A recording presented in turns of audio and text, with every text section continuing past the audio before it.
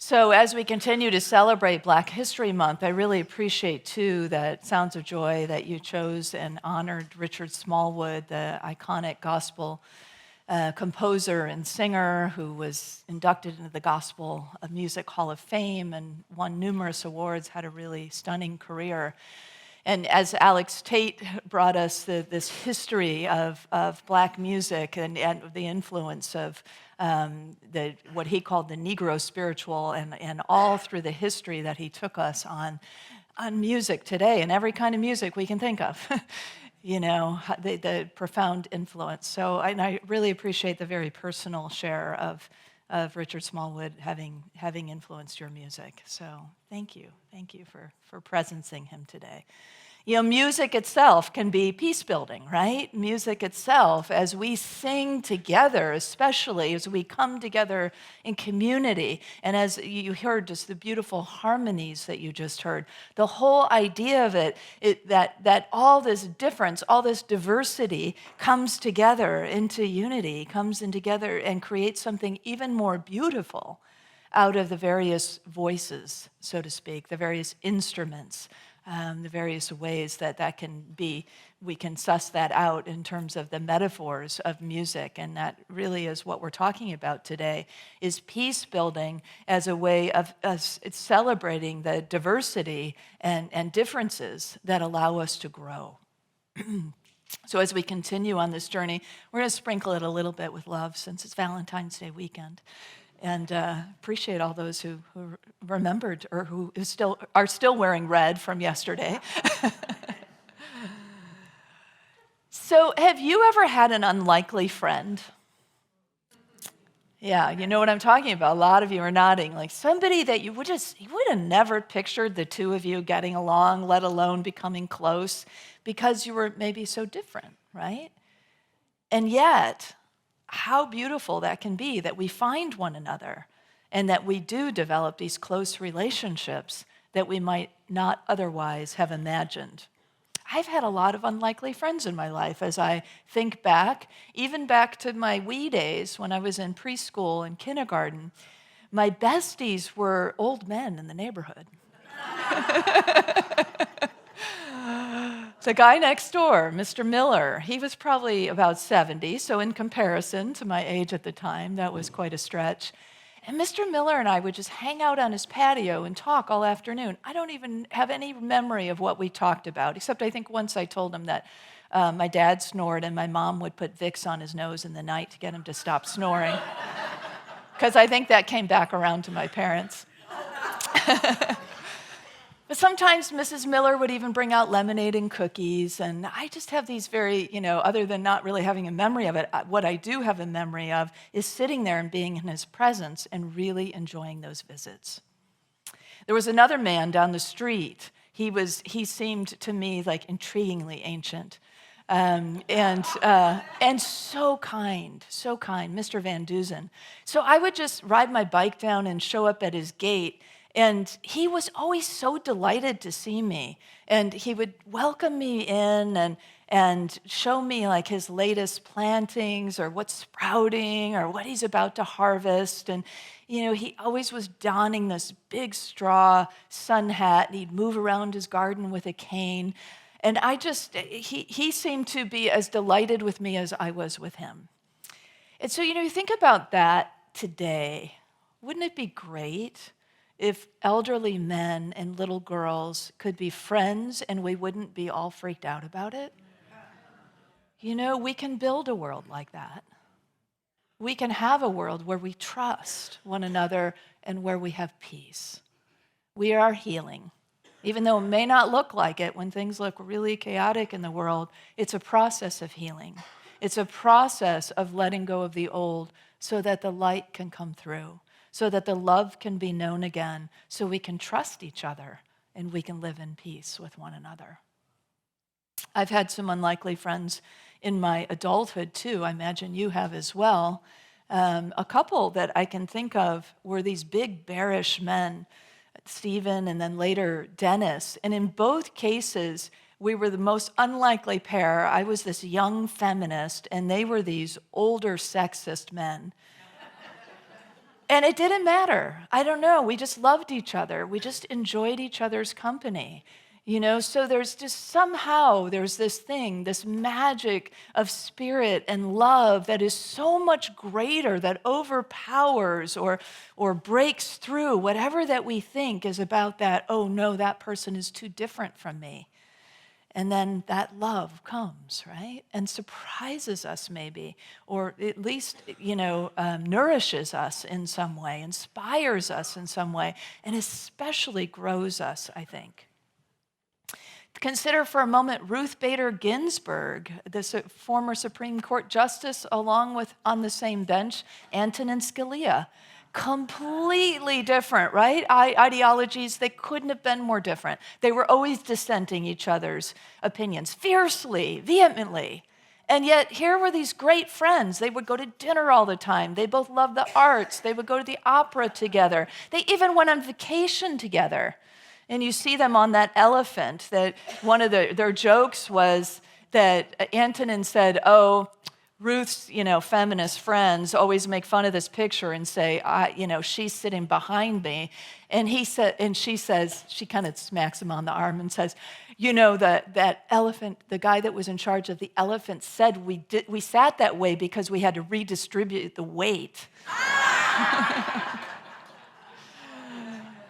But they were like that with each other, It didn't matter that they held different beliefs, because they were friends, and their friendship superseded that.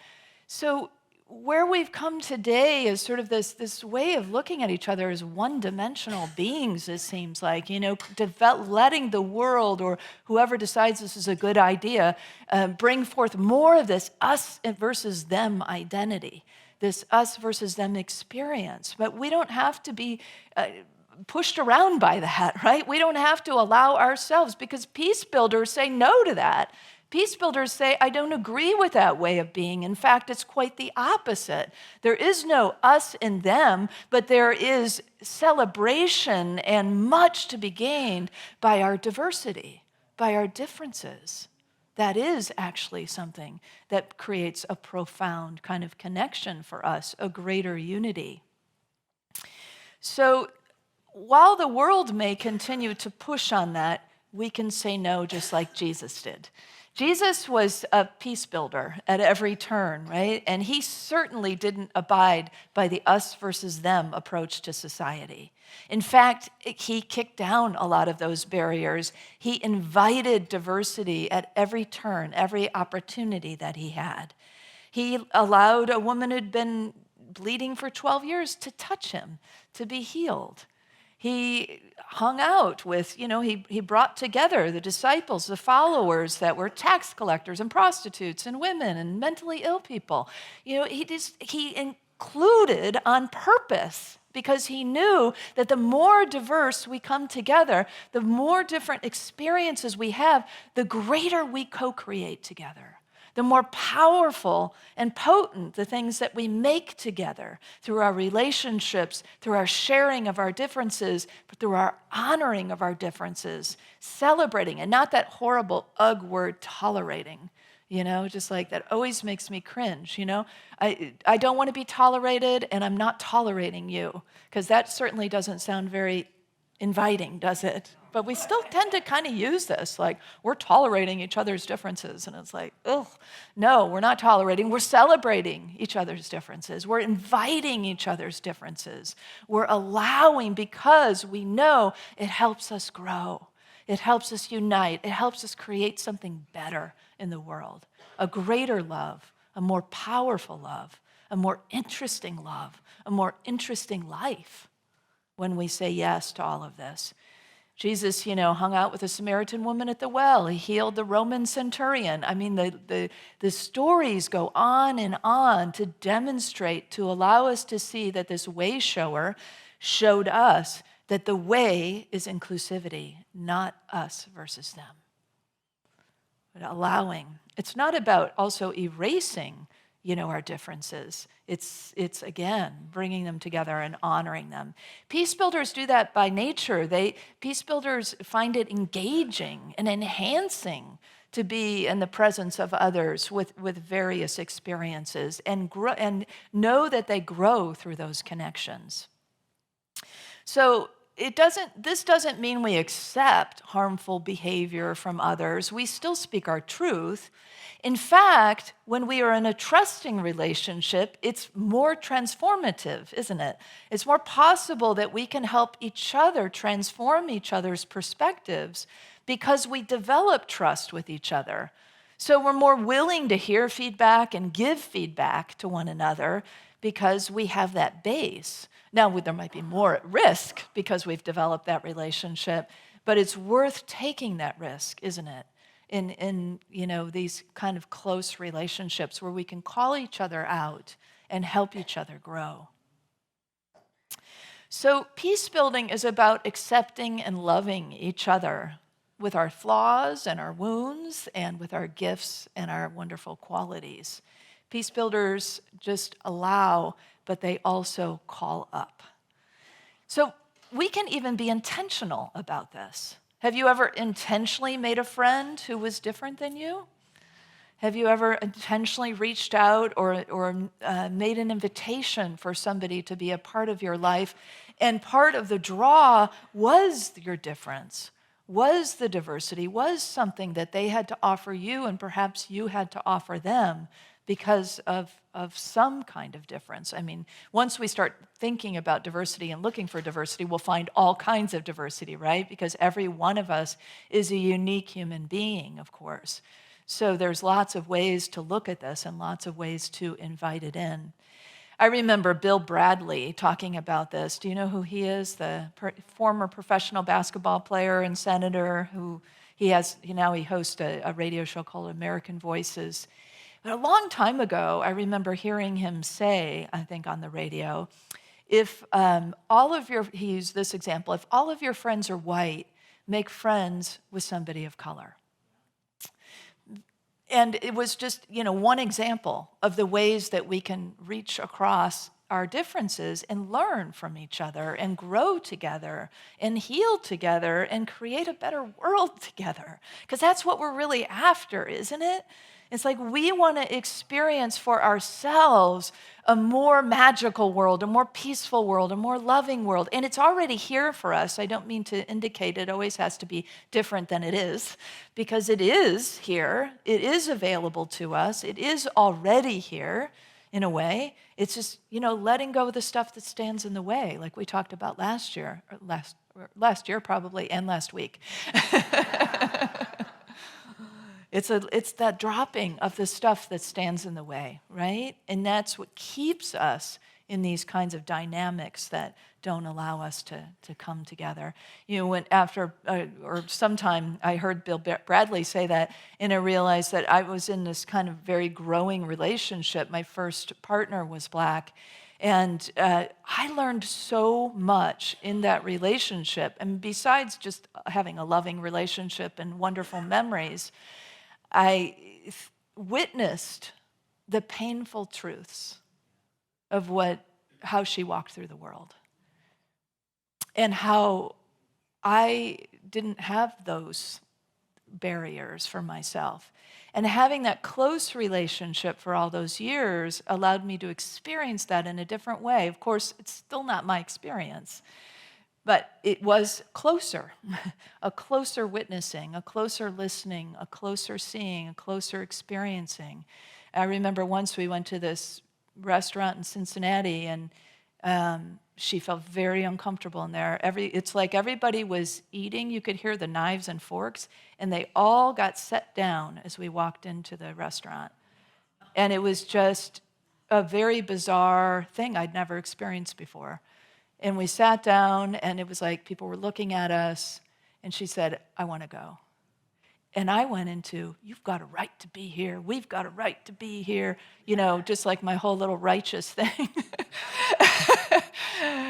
And I just didn't realize how insensitive I was being and how unsafe she felt. Today, is that so crazy? Is that so not what we want to experience in the world? what we want to experience, we already know, we already hold, we already envision. And my suggestion is today is that we be proactive about that we be proactive about welcoming our unlikely friends or welcoming the differences and celebrating the diversity so we can heal those experiences and so that we can obliterate them eventually from ever even happening at all to anyone for any reason, for any perceived difference. So how about you? What kind of relationships if you think about your lifetime, what kind of relationships have really grown you or friendships have grown you more than any others? And when you think about one, if it helps you to, I'm more the internal person. It helps me to close my eyes. It helps you to close your eyes, you can. But just as you kind of just scan through, see if there's a relationship, maybe a current one, that comes up for you. And you think about, wow, I have grown so much because of that relationship. And then consider how difference has contributed to that, the difference between you and that person. How has that contributed to the growth?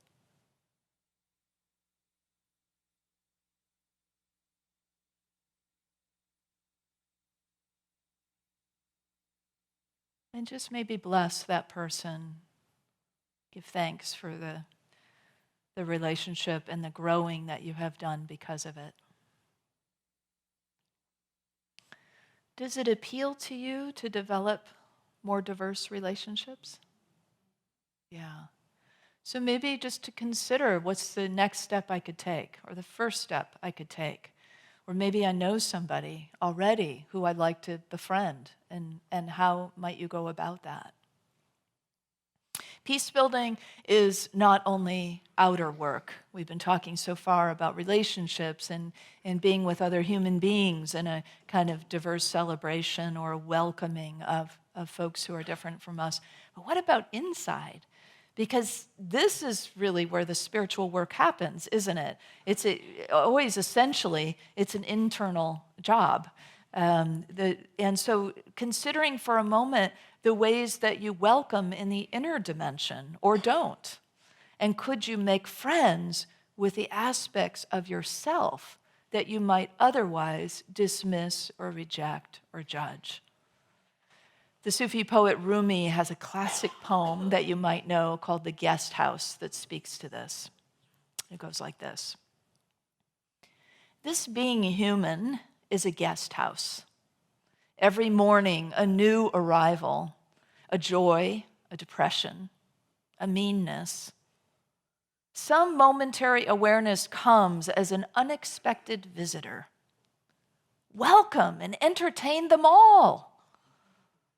Even if they're a crowd of sorrows who violently sweep your house empty of its furniture. Still, treat each guest honorably. He may be clearing you out for some new delight. The dark thought, the shame, the malice, meet them at the door laughing and invite them in. Be grateful for whoever comes because each has been sent as a guide from beyond. Because each has been sent as a guide from beyond. Boy, we could just take that one verse, right?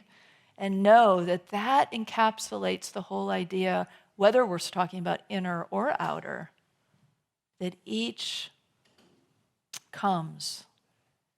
has been sent as a guide from beyond. It's a radical invitation to welcome everything. Because we have been taught, most of us, to control uncomfortable emotions, right? To tamp down or to hide those uncomfortable emotions, to suppress what feels unworthy in us, to pretend that they're not there, to reject those parts of ourselves, what we don't like, or what we think others don't like, what has been deemed negative. But peace begins with me, we say, right? And yes, it does. It begins inside of me. That's really the key of this walk. The profound key to world peace is inside of us. That's pretty amazing to think about. When we say peace begins with me, it's really what we're pointing to. Peace begins with me making peace within myself, welcoming all the parts and pieces of myself, inviting them all in, loving them, embracing them. Because when I can do that, I can do it out here. So much easier to do out here. Because we also know what happens with all the mirroring and deflecting, right? That happens when we are pointing at, judging, rejecting, dismissing out here. There's some part inside of us that we're rejecting, dismissing, etc., right? We all know this about how it works. So conflicts in the world are a mirror of the conflicts within us. And the one thing that we can do, each of us, that can be so, well, the one of many, but the very powerful thing that we can do is to do this inner work, this inner recognition of loving all these pieces and parts of ourselves, of welcoming them in like a giant guest house, this great temple that I am. I invite everybody. My temple doors are open for all these aspects of my own being into my own heart. And allowing them to be loved heals. And then eventually we don't need those things that have been trying to get our attention necessarily, because we've healed through them. We've allowed ourselves to move through them. What we, of course, tend to judge in others is often something for us to look at in ourselves, right? Just as what we might admire in someone else is something to look at within ourselves. So welcoming these inner parts, when we welcome these parts of ourselves with compassion, we become more compassionate people. It's incredible. A few weeks ago, I keep doing that. I don't know. A couple weeks ago felt like a couple years ago, apparently, or vice versa. A few weeks ago, when Rita Marie was here and we were talking about the connection practice, it brought me back to when I first got exposed to compassionate communication, was what it really brought for me was self-empathy. And that, to me, is the crux of that work, is that developing self-empathy allowed me to have more empathy in my relationships. And so it really does come back to this inner work of self-compassion, self-empathy. And then when we welcome these parts of ourselves, when we become more compassionate with ourselves, we soften. You know, these things just naturally kind of happen for us. We become less reactive. And we become more spacious with difference in general. So inner reconciliation becomes outer peace building. And it's a really important aspect of the journey. I want to invite you into a meditation, if you'd like to play a little more in meditation time. And if you're comfortable, if you're most comfortable closing your eyes or not, whatever is good for you. But just taking a moment to kind of settle again, pause. And to let your breath kind of settle down too, maybe taking a nice deep breath first, and then slowly releasing it. Another one of those.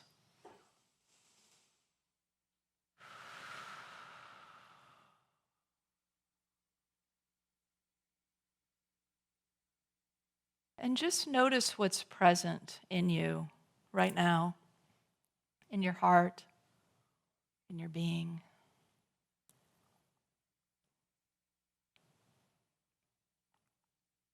Maybe it is a sense of peace.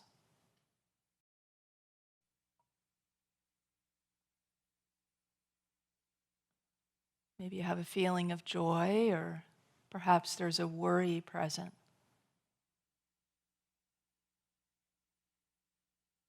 Maybe there's some sadness or tension. There's nothing to fix. We're just noticing.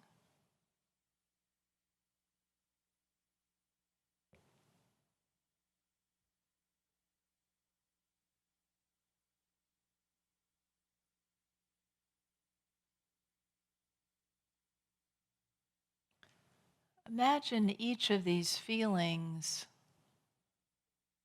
showing up as a guest at the door of your heart. And you can just breathe each one in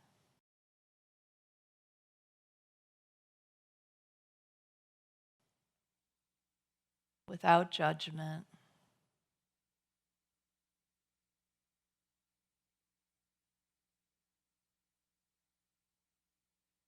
And as you welcome them in, maybe even silently saying, "You are welcome here. You are welcome in my heart. You are welcome in my body temple."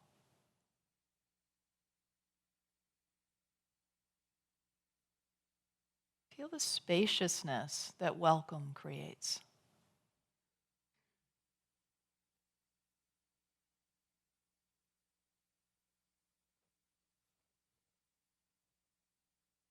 And now let's extend this openness outward.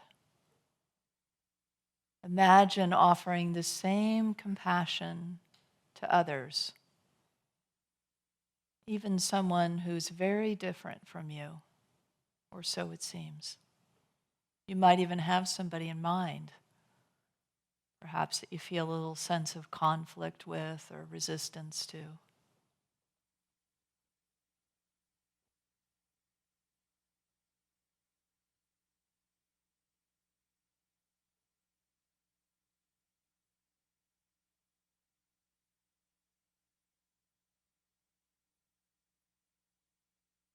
And if so, you can just affirm the same divine light that is in you is in me.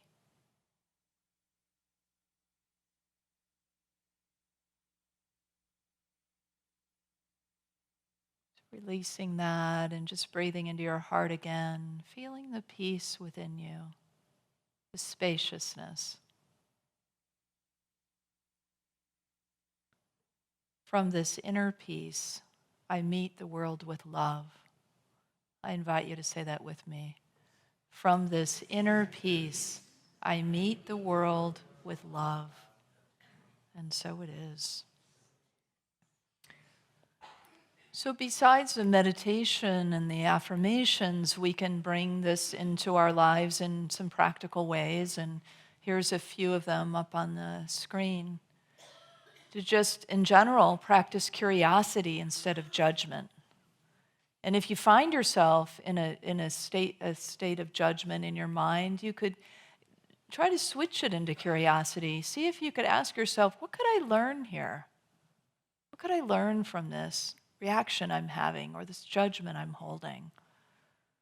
And then, of course, expanding your circle intentionally. We've talked a lot about today, inviting, just diversity into your life, into your relationships. Then every day, maybe making part of your practice to invite and welcome your inner guests. Whatever's present, whatever emotions are present, or even thoughts that are present, noticing certain beliefs that, instead of just, oh, no, that's not, like we used to say in metaphysical, cancel, Let's instead welcome. Let's instead embrace, look, allow, bring it in, love it, and allow everybody to be welcome. And then see the divine, which is really what we're talking about anyway, right? Seeing the divine in ourselves and seeing the divine in others. And you can do that. That's silent blessing, that we just did in the meditation. The divine light that lives in you also lives in me. So just reminding ourselves again and again of these truths. Peacebuilders, in sum, welcome unlikely friends. They welcome the unlikely friends in our world, outside of us, our relationships, and they welcome the parts of ourselves that we maybe once pushed away, but now we're inviting in the spirit of that guest house. And as we become more and more at home with ourselves, then we become more and more this welcoming kind of energy in the world wherever we go. We don't see other so much anymore. In fact, we realize that there really is not other, ultimately, that we are one. Ultimately, the spiritual understanding is oneness. And yet we don't want to lose the beauty of the diversity that is a part of that. So springing forth from that oneness, from that Christ or divine spirit that we all share, is all the unique expressions. And so we're here to love it all, love all aspects of each other and ourselves. So this week, let's practice welcoming. Maybe you might honor another perspective or entertain another perspective. Maybe you'll work with a difficult emotion and inviting that in, or just practice seeing the divine in all beings, in all things. As we welcome every guest from within and all around, we build peace. So I want to invite you to say this with me. Together, I build peace by welcoming unlikely friends, both inner and outer. And so it is. Thank you all online for joining us today.